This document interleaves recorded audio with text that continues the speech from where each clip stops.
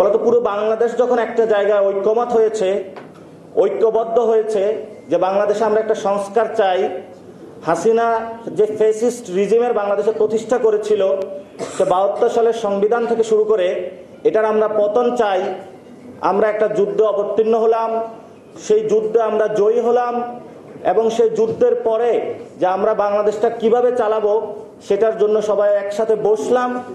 বসার পরে সবাই ঐক্যমত পোষণ করলাম যে আমরা বাংলাদেশটা আগামীতে এই সংস্কার কার্যক্রমের ভিত্তিতে হলে আগামীর বাংলাদেশটা চালাবো। কেন চালাবো? যাতে কোনো আর স্ত্রী তার হাজবেন্ডকে জেলের মধ্যে অথবা হলো গুলির সম্মুখে অথবা হলো গুম অথবা খুনের সম্মুখীন না হতে হয়।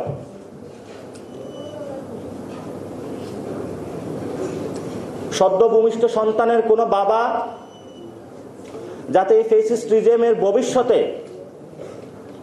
ফ্যাসিবাদী আচরণের শিকার না হয়, এই জন্য আমরা সংস্কার প্রক্রিয়াগুলা একটা জায়গায় ঐক্যবদ্ধ হয়েছিলাম। কিন্তু সেই সংস্কার প্রক্রিয়া থেকে একটি দল বেরিয়ে গেছে। বেরিয়ে গিয়ে তারা বক্তব্য দিল